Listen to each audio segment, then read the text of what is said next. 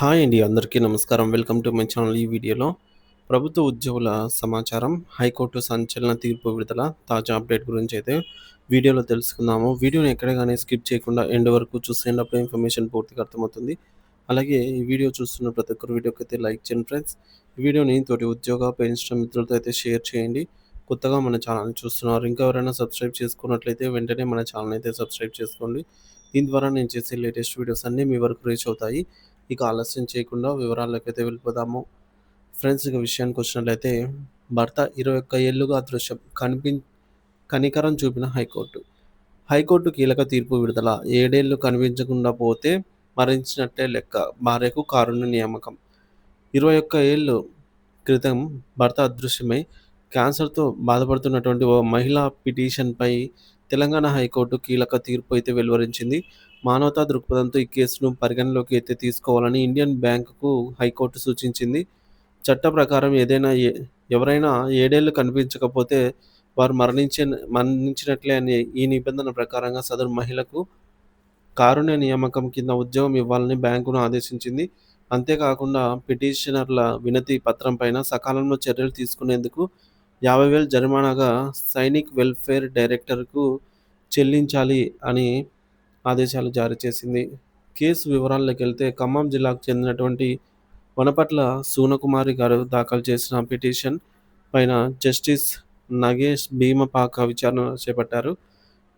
సుగుణకుమారి భర్త 21 ఏళ్ల క్రితం అదృశ్యమయ్యారు. అప్పటి నుంచి ఆమె ఒక్కటే పిల్లలను పోషిస్తూ ఆర్థికంగా అనేక ఇబ్బందులు ఎదుర్కొంటున్నారు. దీనికి తోడు ఆమె క్యాన్సర్ బారిన పడడంతో ప్రస్తుత పరిస్థితి దయనీయ స్థితికి అయితే మారింది. ఇది కేసు వివరము. హైకోర్టు ఈ మేరకు ఆదేశాలు. ఈ కేసును సానుభూతితో పరిశీలించి హైకోర్టు ఇండియన్ బ్యాంకుకు ఆదేశాలైతే జారీ చేసింది. ఏమంటే కారుణ్య నియామకం. భర్త 7 ఏళ్లకు పైగా అదృశ్యమైనందున చట్ట ప్రకారం మరణించినట్లే పరిగణించాలి అని సుగుణకుమారి గారికి లేదా ఆమె పిల్లల్లో అర్హులైన వారికి కారుణ్య నియామకం కింద ఉద్యోగం ఇవ్వాలి అనైతే తీర్పిచ్చింది. పదవీ విరమణ ప్రయోజనాలు. వారసత్వం కింద ఆమె కుటుంబానికి రావాల్సిన పదవీ విరమణ ప్రయోజనాలను, ఇతర అలవెన్స్‌లను వెంటనే చెల్లించాలి. అలాగే జరిమానా. పిటిషనర్ల వినతిపత్రంపై సకాలంలో చర్యలు తీసుకునేందుకు 50,000 జరిమానాగా అయితే సైనిక్ వెల్ఫేర్ డైరెక్టర్‌కు చెల్లించాల్సినటువంటి అవసరం అయితే ఉందని కోర్టు తీర్పు ఇవ్వడం జరిగింది. తీర్పు ప్రాముఖ్యత. ఈ తీర్పుతో అదృశ్యమైన వ్యక్తుల కుటుంబాలకు ఒక భరోసా లభించినట్లయింది. 7 ఏళ్ల నిరీక్షణ తర్వాత చట్టబద్ధంగా మరణించినట్లుగా భావించి వారికి రావాల్సిన ప్రయోజనాలను పొందటానికి ఈ తీర్పు అనేది మార్గం సుగమం చేస్తోంది. అంతేకాకుండా ప్రభుత్వ కార్యాలయాలు, బ్యాంకులు ప్రజల వినతులను సకాలంలో పరిష్కరించాల్సిన ఆవశ్యకతను ఈ తీర్పు మరోసారి అయితే గుర్తు చేస్తోంది.